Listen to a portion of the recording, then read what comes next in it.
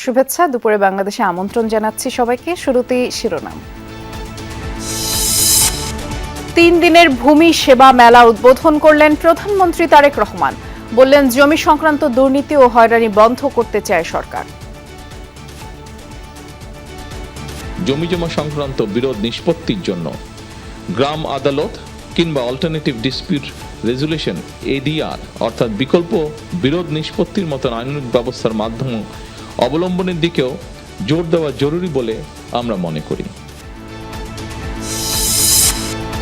হামে 3 জেলায় আরো 6 শিশুর মৃত্যু। সিলেটেই মারা গেছে 3 জন, বাকিরা বরিশাল ও ময়মনসিংহের। হাসপাতালে প্রতিদিনই বাড়ছে আক্রান্তদের ভিড়। যাত্রাবাড়ির মানিকনগরের ভাঙা রাস্তা যেন ময়লার ভাগাড়। সংস্কারের নামে ঘুষ বাণিজ্যের অভিযোগ, সীমাহীন ভোগান্তিতে অর্ধলক্ষ মানুষ। দুর্গন্ধতে সবাই পেটের ব্যথা, আর সবাই মনে করেন খালি বাথরুমে দৌড় পারে। ম্যালেরিয়া হইতেছে, ডেঙ্গু হইতেছে, আমারও 2বার হয়ে গেছে ডেঙ্গু। টয়লেট গন্ধ নাকে আসে না, অসুস্থ হয় না বাচ্চারা, আবার এই যে পানি জমা যায়। জনসেবা ও কাঠামোগত সংস্কারের প্রতিশ্রুতি বাস্তবায়নই সরকার প্রধানের লক্ষ্য। যমুনা টিভিকে তথ্যমন্ত্রী। গণমাধ্যমে প্রাতিষ্ঠানিক কাঠামো গঠনে আসছে কমিশন। গণমাধ্যমের স্বাধীনতাকে আমরা নিশ্চিত করবো। আর স্বাধীনতা বলতে আমরা মনে করি জনকল্যাণমুখী স্বাধীনতা। আমরা একটা গণমাধ্যম কমিশন গঠন করার, গণমাধ্যমের স্বাধীনতার লক্ষ্যে সকল অংশীদারদেরকে জড়ো করার চেষ্টা করছি। কুরবানির জন্য দেশের বিভিন্ন স্থানে খামারে প্রস্তুত করা হচ্ছে গরু। প্রাকৃতিক খাবারে করা হচ্ছে মোটা তাজা। পছন্দের পশু কিনতে ভিড় করছেন ক্রেতারা। যুক্তরাষ্ট্রের ক্যালিফোর্নিয়ায় সান ডিয়েগোর মসজিদে বন্দুকধারীর হামলা। নিরাপত্তা কর্মী সহ 3 মুসল্লিকে হত্যা। ধর্মবিদ্বেষী হত্যাকাণ্ড ধারণা পুলিশের।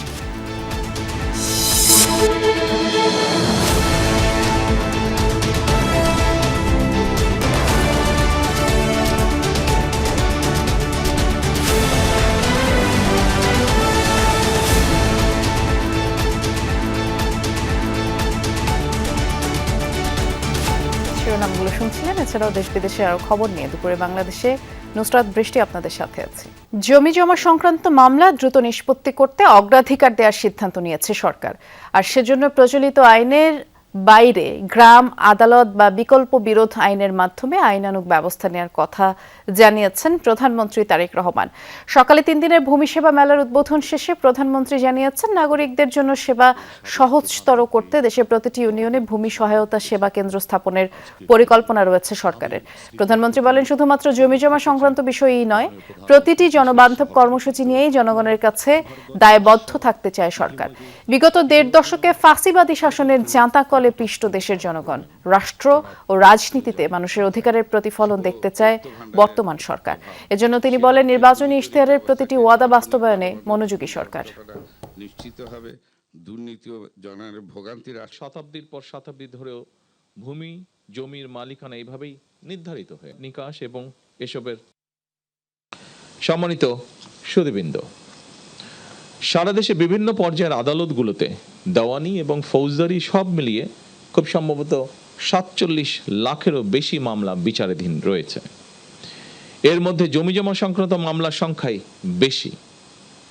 সুতরাং এই মুহূর্তে সরকারের সামনে প্রধান প্রায়োরিটি হচ্ছে আদালতে বিচারাধীন মামলা দ্রুততম নিষ্পত্তি। তবে প্রচলিত আদালতের বাইরেও জমিজমা সংক্রান্ত বিরোধ নিষ্পত্তির জন্য গ্রাম আদালত কিংবা অল্টারনেটিভ ডিসপিউট রেজুলেশন এডিআর অর্থাৎ বিকল্প বিরোধ নিষ্পত্তির মতন আইনানুগ ব্যবস্থার মাধ্যম অবলম্বনের দিকেও জোর দেওয়া জরুরি বলে আমরা মনে করি। দেশজুড়ে উদ্বেগজনক হারে হামের সংক্রমণ বাড়ছে। গত 24 ঘন্টায় 3 জেলায় 6 জনের প্রাণ গেছে। এর মধ্যে শুধু সিলেটেই 3 শিশু মারা গেছে। এ নিয়ে সিলেটে হাম ও উপসর্গ নিয়ে মৃত্যুর সংখ্যা 40। গত 24 ঘন্টায় হামের উপসর্গ নিয়ে বিভিন্ন হাসপাতালে নতুন করে 92 জন ভর্তি হয়েছেন। বরিশাল শেরেবাংলা মেডিকেলে হাম উপসর্গ নিয়ে 2 শিশুর মৃত্যু হয়েছে। ময়মনসিংহ মেডিকেল কলেজ হাসপাতালে 1 জনের মৃত্যু হয়েছে। একই সময় নতুন রোগী ভর্তি হয়েছেন 34 জন। এছাড়া খুলনা, রংপুর, চট্টগ্রাম বিভাগেও হামে আক্রান্ত রোগীর সংখ্যা বাড়ছে। কোথাও কোথাও আইসোলেশন ওয়ার্ডে শয্যা সংকট থাকায় মেঝেতে রেখে চিকিৎসা চলছে। এতে করে সংক্রমণের ঝুঁকি আরও বাড়ছে। একসময় নিয়ন্ত্রণে থাকা এই রোগ আবারও ভয়ঙ্কর হয়ে ওঠায় উদ্বিগ্ন অভিভাবকরা।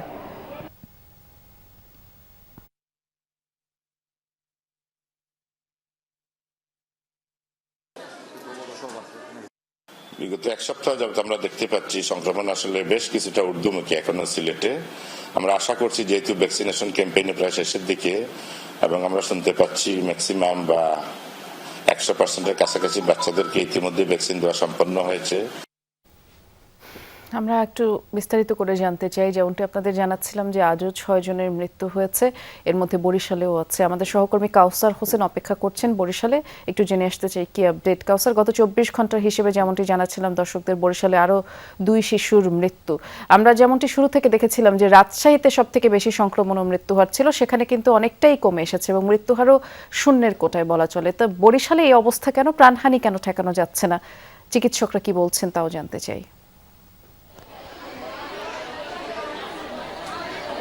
বৃষ্টি, গেল 24 ঘন্টায় স্বাস্থ্য বিভাগের হিসেবে বরিশাল বিভাগে 147 জন নতুন করে হামের উপসর্গ নিয়ে বিভাগের বিভিন্ন হাসপাতালে ভর্তি হয়েছেন এবং এই 147 জনের মধ্যে বরিশাল শেরেবাংলা মেডিকেল কলেজ হাসপাতালেই রয়েছে 52 জন এবং গেল 24 ঘন্টায় 2 জনের মৃত্যু হয়েছে এবং এ নিয়ে বরিশাল বিভাগে মোট মৃত্যু 37 জন। এবং এখানে যারা চিকিৎসক রয়েছেন, বিশেষ করে শিশু বিশেষজ্ঞ রয়েছেন, তারা বলছেন যে যাদেরকে নিয়ে আসা হচ্ছে শেরেবাংলা মেডিকেল কলেজ হাসপাতালে, বিশেষ করে তারা কিন্তু বেশিরভাগই গুরুতর এবং শ্বাসকষ্ট ভুগছিলেন এবং কিছু কিছু শিশু রয়েছে যারা একাধিকবার হামে আক্রান্ত হয়েছেন এবং এখানে যারা চিকিৎসা নিতে আসছেন তাদের অভিভাবকদের কেউ কেউ অভিযোগ করছেন যে তাদের শিশুরা ধরেন 10 থেকে 15 দিন এখানে চিকিৎসাধীন আছেন এবং এই চিকিৎসা নিয়ে যখন বাসায় ফিরবেন, সুস্থ হয়ে গেছেন, তখনই দেখা যায় যে গুরুতর একজন রোগী তার পাশে চিকিৎসা দিচ্ছেন। যেহেতু সংক্রমণের কারণে তার শিশুটি আবার গুরুতর অসুস্থ হয়ে পড়ছেন। অর্থাৎ এখানে শয্যা সংকট রয়েছে, এক একটি সিটে 4 জন 5 জন করে রোগী চিকিৎসা নিচ্ছেন, পাশাপাশি স্বজনরা রয়েছেন এবং বিশেষজ্ঞ চিকিৎসকদের মতে যেসব শিশুদের পুষ্টিহীনতা রয়েছে এবং যাদের শরীরে রোগ প্রতিরোধ ক্ষমতা কম বা তারা সময় মতো টিকা পাননি, যাদেরকে টিকা দেওয়া হয়নি, তারাই কিন্তু বেশি সংক্রমিত হচ্ছে এবং গুরুতর অসুস্থ হচ্ছেন এবং এদের মধ্যেই কিন্তু মৃত্যুর হার বেশি। এবং যারা চিকিৎসকরা বলছেন তারা বলছেন যে আসলে সংক্রমণ দেখা দিলে বা লক্ষণ দেখা দিলে দ্রুত সময়ের মধ্যে বিশেষজ্ঞ চিকিৎসকদের পরামর্শ নিতে হবে এবং টিকাটি আসলে নিতেই হবে। বৃষ্টি, বিস্তারিত জানাচ্ছিলেন, ধন্যবাদ আপনাকে কাউসার। যাত্রাবাড়ির মানিকনগর এলাকা, সিটি কর্পোরেশনের আঞ্চলিক কার্যালয় থেকে কয়েক কদম দূরে পুরো সড়কটি যেন ছোটখাটো ময়লার ভাগাড়। 12 ফুটের রাস্তার অর্ধেক জুড়েই আবর্জনা, আর বাকি অংশে জমে থাকে নোংরা পানি। সরু পথ দিয়েই প্রতিদিন চলাচল প্রায় 1.5 লক্ষ মানুষের। রাস্তা ঠিক করার নামে ঘুষ নিয়েও কাজ করেনি সিটি কর্পোরেশনের আঞ্চলিক অফিস এবং যমুনার ক্যামেরায় উঠে এসেছে মানুষের এই ভোগান্তি, আর এটিকে ইস্যু করে সরকারি সংস্থার দুর্নীতির চিত্র। সহকর্মী নাহিদ হোসেনকে সাথে নিয়ে বিস্তারিত আরেক সহকর্মী মশিউর অনিকের প্রতিবেদনে।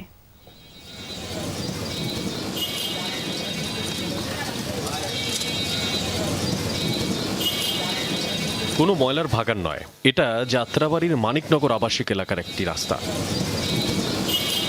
ময়লার স্তূপ আর জমে থাকা নোংরা পানির মাঝে একটু অংশই পথচারীদের হাঁটার জায়গা। প্রায় 1.5 লক্ষ মানুষের বাস এই মানিকনগরে। প্রতিদিন এ পথে যাওয়া আসা করতে গিয়ে নাকাল বাসিন্দারা। এই পথেই স্কুলে যায় শিশুরা, অফিসে যান চাকরিজীবী, আশেপাশে যারা ব্যবসা করেন তাদের ভোগান্তি তো নিত্য। একে তো রাস্তা ভাঙা, তার সাথে আবর্জনার তীব্র দুর্গন্ধ। দুর্গন্ধতে সবাই পেটের ব্যথা, আর সবাই মনে করেন খালি বাথরুমে দৌড় পারে। আমাদের গেট সবসময় লাগিয়ে রাখতে হয়, জানালা লাগিয়ে রাখতে হয়। চলে আমাদের অসুবিধা হয়। আমাদের এখানে যে কোনোভাবে কোনো জায়গায় কোনো প্রয়োজনীয় কাজ থাকলে চলে যেতে হয়, না কপ করে যেতে হয়। আমরা দোকানে চা খাইলেও নিজের থেকেও খারাপ লাগে, যেরকম এই রাস্তাটা প্যাক গাদা, অনেকদিন হয়েছে রাস্তাটা ঢালাই ঢুলাই দেয় না। ঢাকা দক্ষিণ সিটি কর্পোরেশনের যাত্রাবাড়ি আঞ্চলিক অফিস থেকে মাত্র কয়েক গজ দূরের রাস্তার এই অবস্থা। রাস্তায় বেরোলে ময়লা টলা এটি গন্ধ নাকে আসে না, অসুস্থ হয় না বাচ্চারা, আবার এই যে পানি জমা যায়। ভালো ভাড়াটিয়া পাওয়া যায় না, যারা শিক্ষিত ছিল তারা এটার অজুহাত দেখায় চলে গেছে। আমারও 2 বার হয়ে গেছে ডেঙ্গি। ওই পর্যন্ত পরিষ্কার করে বললাম যে এটা পরিষ্কার করেন, ওনারা বললো না ওইটা আমাদের এখতিয়ারে নেই, আপনি কিছু টাকা দেন, আমরা ওইটা পরিষ্কার করি। আবর্জনার নিচে রাস্তাটাও ভাঙা বহুদিন, না বুঝে চাকা ফেললে উল্টে যাচ্ছে রিক্সা। স্থানীয়রা বলছেন প্রতি মাসে অন্তত 10 জন আহত হন এখানে। রিক্সা দুর্ঘটনা 10 থেকে 12টি। বৃষ্টি হলে নোংরা পানি ঢুকে পড়ে আশেপাশের বাড়িতে। পাবলিক টয়লেট ঘেঁষা এবং ময়লার যে ভাগার, সেই ভাগারের পানি গড়িয়ে যখন পাবলিক টয়লেটের দিকে যাচ্ছে। এক ভয়াবহ চিত্র এখানে দেখা যাচ্ছে। আর একটুকু বৃষ্টি হলেই পানি জমে যাচ্ছে সড়কে। যাওয়া যাক যাত্রাবাড়ি সিটি কর্পোরেশনের আঞ্চলিক অফিসে। এর সামনের সড়কেও জমে আছে পানি। ভাঙা রাস্তা আর কাদা পানি মারিয়েই চলছেন বাসিন্দারা। দুর্ভোগের কারণ জানতে সিটি কর্পোরেশনের সংশ্লিষ্টদের সঙ্গে কথা বলার চেষ্টা করে পাওয়া যায় একজন ইঞ্জিনিয়ারকে। রাস্তার দুরবস্থায় গাড়ি থেকেই নামতে পারেননি তিনি। আমি অঞ্চল 8-এর নির্বাহী প্রকৌশলী, ঠিক আছে। আমার জুরিডিকশন আছে ড্যামরা সারুলিয়া। একজন বাড়িওয়ালার অভিযোগ, রাস্তা ঠিক করতে ঘুষ চেয়েছেন সিটি কর্পোরেশনের কয়েকজন। প্রমাণও মিলল ক্যামেরায়।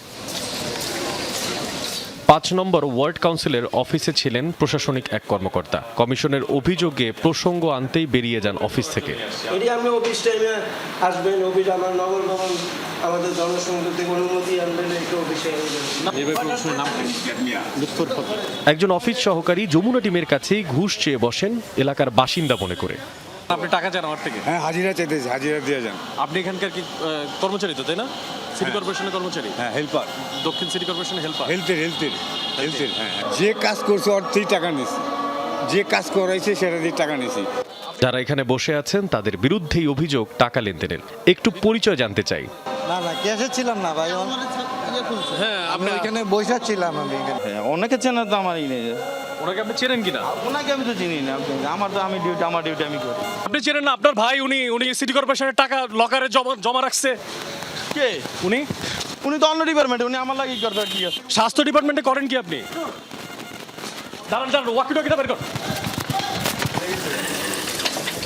যে সড়কের পাশে দাঁড়িয়ে আছে সিটি কর্পোরেশনের ভবন, সেই সড়কেই বছরের পর বছর জমে আছে ময়লা আবর্জনা, নোংরা পানি। এত মানুষকে এই আবর্জনা থেকে টেনে তুলবে কে?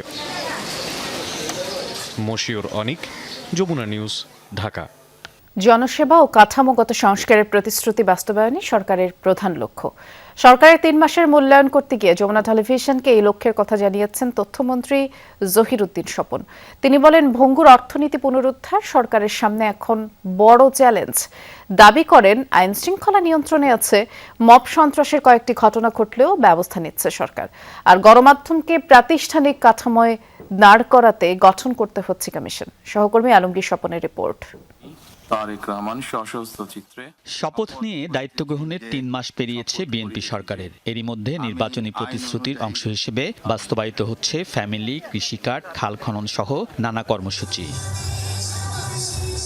তবে এই যাত্রায় সরকারের সামনে বড় চ্যালেঞ্জ অর্থনীতির পুনরুদ্ধার। দেশি বিদেশি ঋণ এবং মধ্যপ্রাচ্যের যুদ্ধের কারণে বৈশ্বিক জ্বালানি সংকট সেই চ্যালেঞ্জকে আরও কঠিন করেছে বলে জানিয়েছেন তথ্যমন্ত্রী। খেলাপি ঋণ এবং পরিশোধযোগ্য দেশি বিদেশি ঋণ মিলিয়ে প্রায় 29.5 লক্ষ কোটি টাকার হিসাব আমাদেরকে বহন করতে হচ্ছে।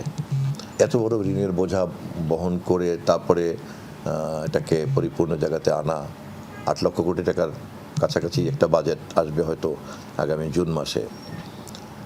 ফলে সরকারের জন্য সবচেয়ে বড় চ্যালেঞ্জই হয়ে গেছে এইটা। সরকার আইন শৃঙ্খলা পরিস্থিতি অনেকটাই নিয়ন্ত্রণে এনেছে, তবে মব এখনো থামেনি। তথ্যমন্ত্রী বলছেন, এক্ষেত্রে দায়ীরা ছাড় পাচ্ছে না। যেহেতু সমাজে এবং এরকম নানান রকম নেতিবাচক শক্তি এখনো বিরাজ করে, অতএব চেষ্টা থাকবেই। প্রশ্নটা কিন্তু তা না, প্রশ্ন হচ্ছে এটাকে নিয়ন্ত্রণ করার এবং এটাকে মোকাবেলা করার একটা নিয়মিত বৈধ পদ্ধতি সক্রিয় আছে কিনা, সেটা তো আছে। দেশে যে ধরনের আইন শৃঙ্খলা পরিস্থিতি, সামাজিক পরিস্থিতি, রাজনৈতিক স্থিতিশীলতা, সেটা সত্য সরকারের একার উপরে নির্ভর করে না, সকলের উপরেই নির্ভর করে।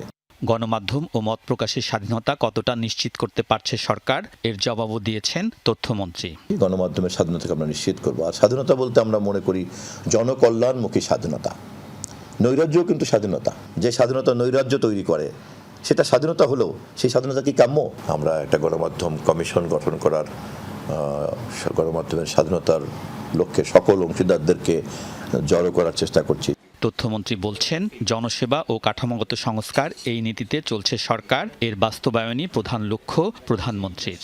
একদিকে যেমন সরাসরি জনসেবা, আর একদিকে নীতিগত যে কাঠামোগত যে মেরামত পরিবর্তন, সেগুলির কাজে আমরা হাত দিয়েছি। আলমগীর স্বপন, যমুনা নিউজ, ঢাকা।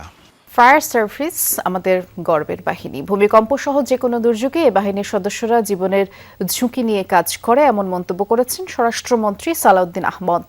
মঙ্গলবার সকালে রাজধানীর পূর্বাচলে ফায়ার সার্ভিস সপ্তাহের উদ্বোধনী অনুষ্ঠানে প্রধান অতিথির বক্তব্যে স্বরাষ্ট্রমন্ত্রী বলেছেন, দুর্যোগ মোকাবেলায় ফায়ার সার্ভিসের সক্ষমতা বাড়াতে সরকার কাজ করছে।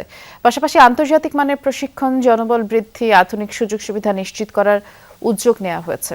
অনুষ্ঠানে পাসিং আউট প্যারেডের মাধ্যমে ২৫০ শতাধিক নতুন সদস্য বাহিনীতে যোগ দেন। আর এ সময় কৃতিত্বপূর্ণ ও বীরত্বপূর্ণ অবদানের জন্য ফায়ার সার্ভিসের সদস্যদের পদক প্রদান করা হয়।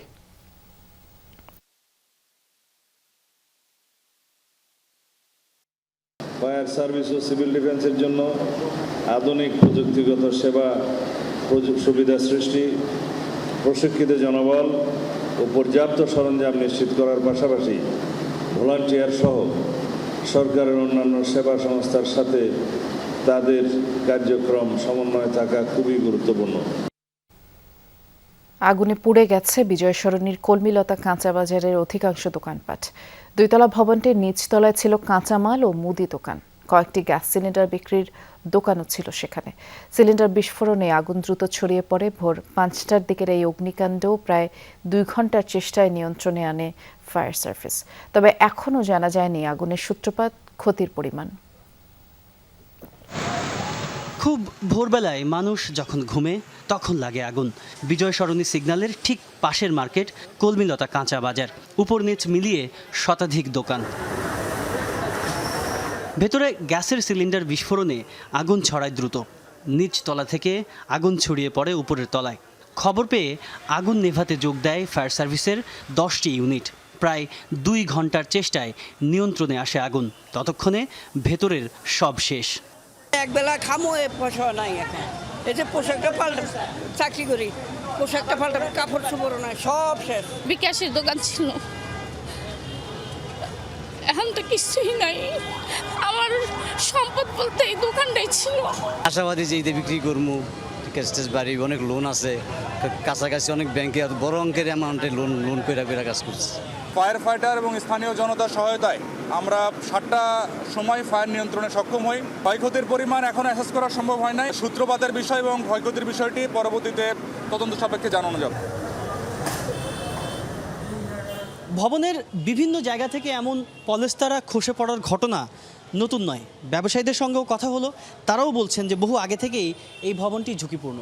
যদি তাই হয় তবে প্রশাসন এ ব্যাপারে আদৌ কোনো ব্যবস্থা নিয়েছে কিনা সেটি এখন দেখার বিষয়। আর এই অগ্নিকাণ্ডের পর ভবনটিতে আরও যতখানি ক্ষয়ক্ষতি হলো, তারপরে আবারও ব্যবসায়িক কার্যক্রম চালিয়ে যাওয়া সম্ভব কিনা সেই বিষয়গুলো এখন খতিয়ে দেখার দরকার রয়েছে। আমরা আরও 5 বছর আগে দেখছি যে 11টা মার্কেট সিটি কর্পোরেশন ঝুঁকিপূর্ণ রাখাতে এই মার্কেটগুলির ব্যাপারে সরকার উদ্যোগ নিতেছে। শুনছি এতটুকু, কিন্তু পরিবর্তে কোনো কার্যকলাপ কোনো কিছু হয় না। ভবনে ঝুঁকির কথা সব ব্যবসায়ী জানতেন। অগ্নি নির্বাপনের সামগ্রীও পর্যাপ্ত ছিল না মার্কেটে, তবুও চালিয়ে গেছেন ব্যবসা। অগ্নিকাণ্ডের পর মার্কেট পরিদর্শনে আসেন জামাতে ইসলামীর ঢাকা মহানগর উত্তরের আমির। শহরের ঝুঁকিপূর্ণ সব ভবন দ্রুত পুনর্নির্মাণের দাবি জানান। আমরা সরকারের কাছে দাবি জানাচ্ছি যে তারও আগে আপনারা দ্রুততম সময়ের ভিতরে ঝুঁকিপূর্ণ ভবনগুলো তালিকা করে সেগুলোকে আপনারা নতুন করে বিনির্মাণের উদ্যোগ। মার্কেটের নিচতলার দোকানগুলো ক্ষতিগ্রস্ত হয়েছে সবচেয়ে বেশি। সরকারের কাছে ক্ষতিপূরণ দাবি করেন ব্যবসায়ীরা। তাজনুর ইসলাম, যমুনা নিউজ, ঢাকা।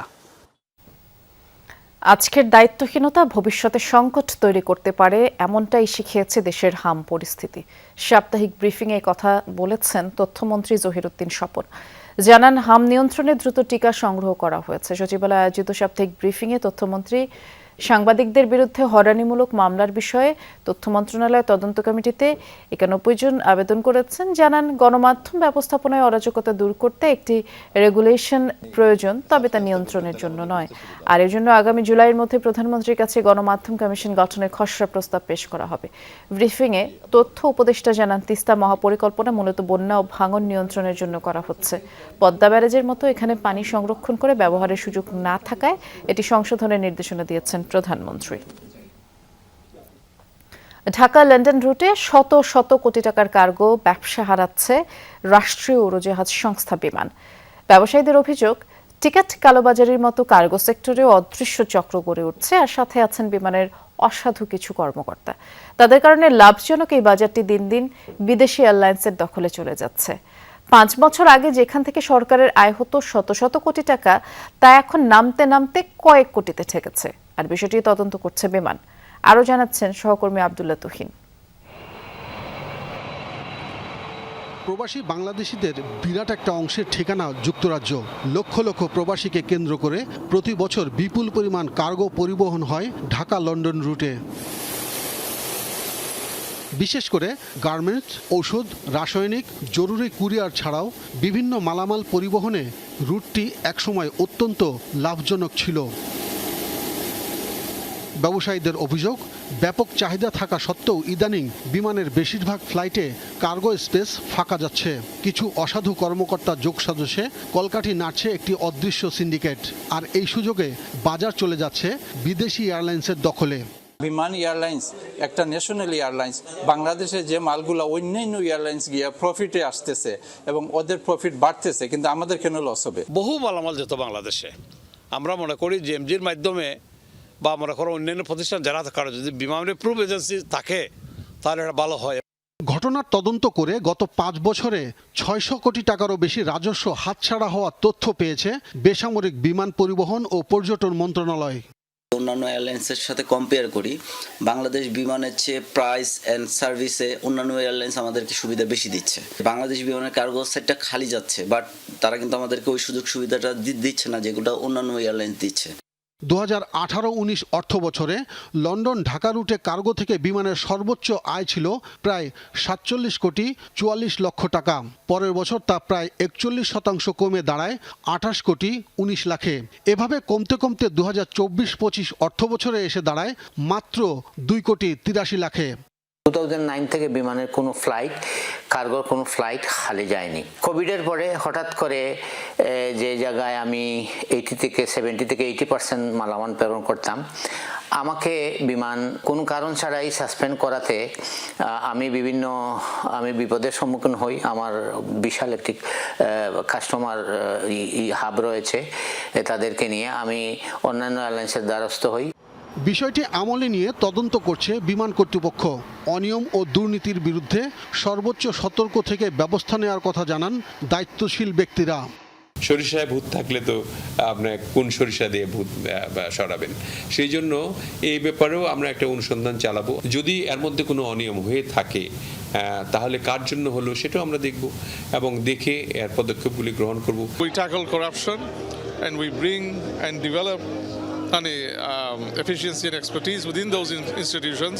বিমানকে রিফর্ম করে এবং নতুন একটা বোর্ড করছি।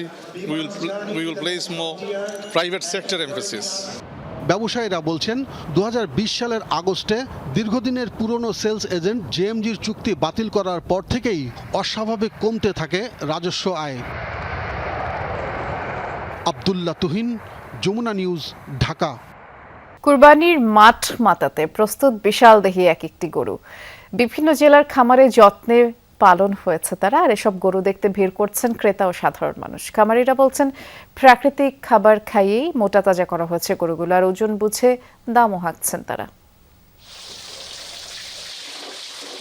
3 বছর আগে শাশুড়ির কাছ থেকে মনাকে উপহার পেয়েছিলেন জলি খাতুন। মনার ওজন এখন 30 মণ। ঝিনাইদহের শৈলকুপায় সন্ধ্যা গ্রামে দুবাই প্রবাসী সাজ্জাদের বাড়িতে লালন করা হয়েছে মনাকে। স্ত্রী জলি খাতুন জানান নিজের সন্তান নেই, তবে সন্তানের মতোই যত্ন করেছেন গরুটিকে। ফ্রিজিয়ান জাতের কালো সাদা রঙের ষাঁড়টিকে খাওয়ানো হয়েছে নেপিয়ার ঘাস, ছোলা, ভুট্টা, গম, ভুসি সহ সব প্রাকৃতিক খাবার। প্রায় 10.5 ফুট দৈর্ঘ্য আর 5 ফুট 1 ইঞ্চি উচ্চতার মনার দাম হাঁকানো হচ্ছে 10 লাখ টাকা। মনাই আমার সন্তান, ওকে আমি প্রতিদিন 3 থেকে 4 বার গোসল করাই। গম, ভুট্টা, খেসারি, ছোলা এগুলো হচ্ছে বাজার থেকে ভাঙায় নিয়ে আসে খাওয়ানো হয় এবং এর সঙ্গে ভুসি খাওয়ানো হয়। বউটা কত কষ্ট করে গরুটা লালন পালন করেছে, পেটে বাচ্চা কাচ্চা নেই, গরুই বাচ্চা কাচ্চা। নড়াইলে মাঠ কাঁপাতে প্রস্তুত বাহুবলী। রাহুল রিয়া অ্যাগ্রো ফার্মে বেড়ে ওঠা গরুটির ওজন 28 মণ। 14 ফুট দৈর্ঘ্য আর 6 ফুট উচ্চতার এই গরুটিও ফ্রিজিয়ান জাতের। খামারি রিপন জানান প্রতিদিন 800 থেকে 900 টাকা ব্যয় হয় গরুটির জন্য। কোরবানিতে বিক্রির জন্য 22টি গরু প্রস্তুত করা হয়েছে তার খামারে। 10 লাখ টাকা মূল্যে বাহুবলীকে বিক্রি করতে চান খামারি। আমি বাজে কোনো খাবার খাইনি, আমি খোল খাইছি, ভুট্টা খাইছি, আর খাইছি দানাদার খাবার খাইছি, এ ধরনের জাতীয় খাবার খাইছি। আমি গা গোসল করাই, গোল দুই খাতি মাতি আমি দিই, সপ্তাহ করি আমি। মাদারীপুরে 20 মণ ওজনের রাজাবাবু, তবে বিশাল দেহি এই গরুর আচরণ শিশু সুলভ। নাসির খাদিজা দম্পতির খামারে 4 বছর আগে জন্ম গরুটির। খামারি জানান অপরিচিত মানুষ দেখলেই কান্না জুড়ে দেয় রাজাবাবু। 2 বেলায় 1000 টাকার খাবার লাগে তার। এরই মধ্যে 7 লাখ টাকা দাম কষেছেন এক ক্রেতা। খামারি চান 10 লাখ। এটা আমার ওই কোনো বেতাল করে না, এই যে দেখছেন আমি গায়ে হাত দিলে ঠান্ডা হয়ে যায়। আমি কই খাবার দিতে গেলে কই খা।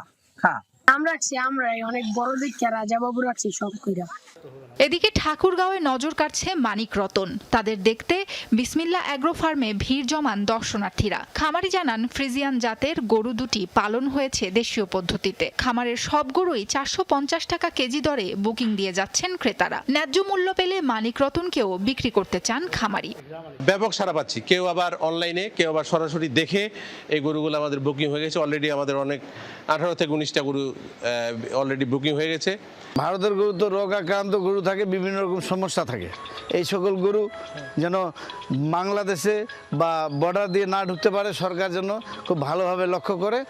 কৃষি অধিদপ্তরের কর্মকর্তারা বলছেন প্রায় সব জেলায় চাহিদার তুলনায় বেশি গরু প্রস্তুত রয়েছে। কৃষক খামারিদের দাবি, গরুর ন্যায্য মূল্য পেতে হলে বিদেশি গরু যেন বাজার দখল না করে সেদিকে সজাগ থাকতে হবে প্রশাসনকে। সাবরিনা লিজা, যমুনা নিউজ।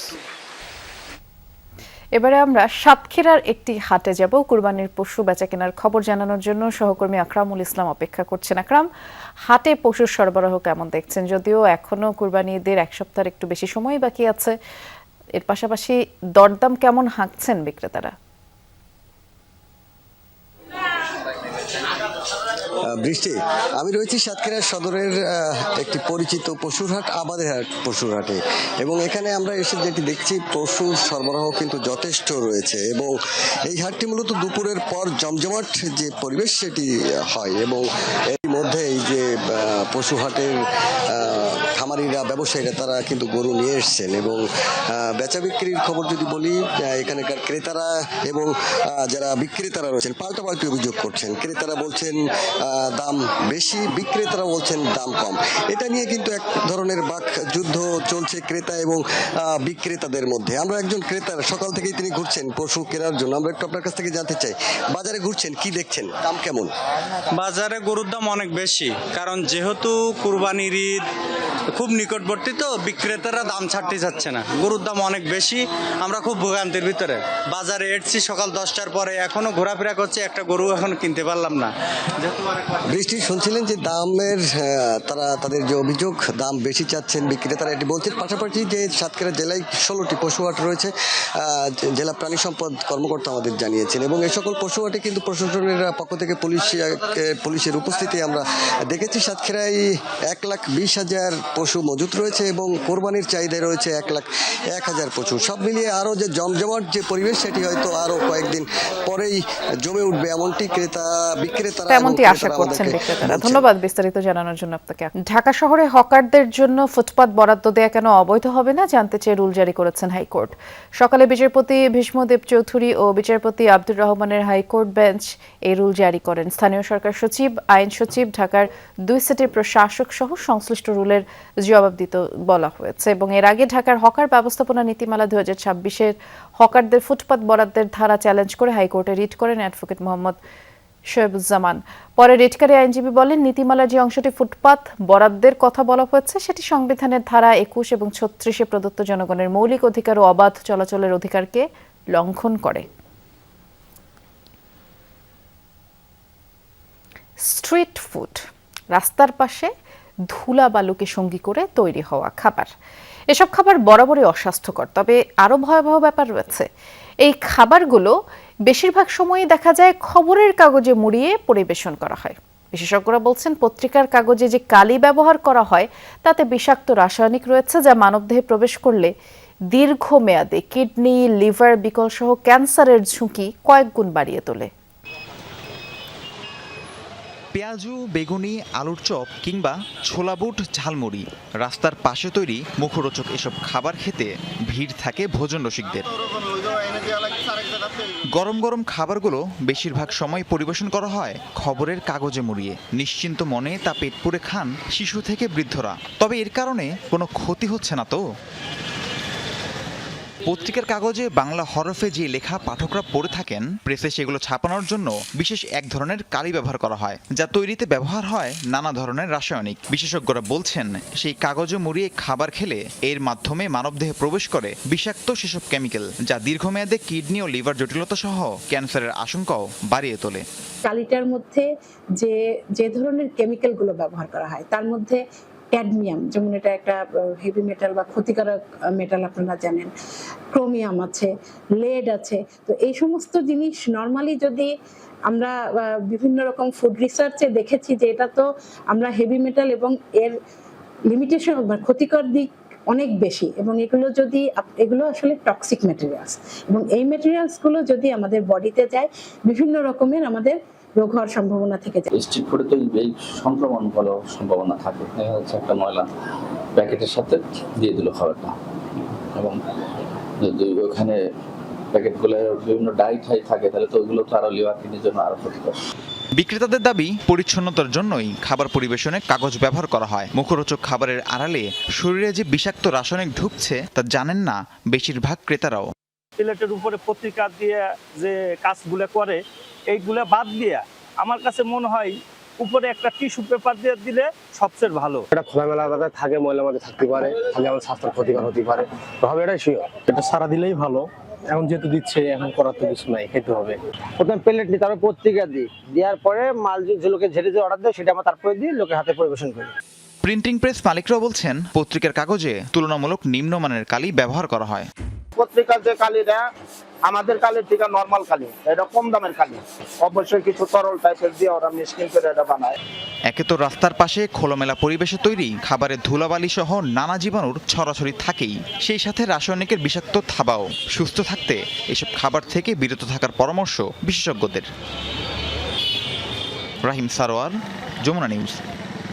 দুই বন্দুকধারী কিশোরের হামলায় রক্তাক্ত হলো যুক্তরাষ্ট্রের সান্টিয়াগো শহরের সবচেয়ে বড় মসজিদ। কমপক্ষে 3 জনের প্রাণ গেছে এবং 2 হামলাকারী আত্মহত্যা করেছে। বাসা থেকে অস্ত্র নিয়ে পালিয়েছিল তারা। এই ঘটনার পর শোকস্তব্ধ শহরটির মুসলিম কমিউনিটি গুরুত্ব সহকারে দেখার আশ্বাস দিয়েছেন মার্কিন প্রেসিডেন্ট ডোনাল্ড ট্রাম্প। সোমবার স্থানীয় সময় দুপুর 12:15 সান দিয়েগোর সবচেয়ে বড় মসজিদে চলছিল জোহর নামাজের প্রস্তুতি। ঠিক সেই মুহূর্তেই ঘটে গেল ভয়াবহ এক ঘটনা। অস্ত্র নিয়ে ভবনে প্রবেশের চেষ্টা চালায় 2 কিশোর, যাদের বয়স আনুমানিক 17 থেকে 19 বছরের মধ্যে। শুরু হয় এলোপাতাড়ি গুলি। এই সময় ইসলামিক সেন্টারটিতে অবস্থান করছিলেন বেশ কয়েকজন মুসল্লি ও বহু শিশু।